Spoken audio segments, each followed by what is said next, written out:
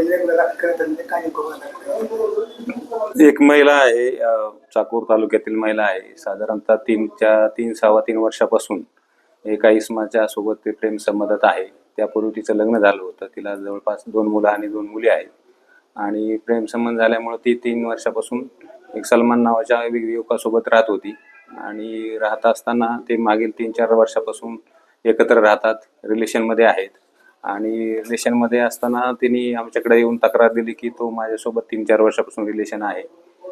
तो लग्न करा म्हणल्यानंतर त्यांनी बराच वेळ टाळाटाळ केली. आणि त्याला मागील 4 वर्षामध्ये संबंध असताना त्यांच्यामध्ये शारीरिक संबंध निर्माण झाले आणि लग्न करण्यास त्यांनी नकार दिला.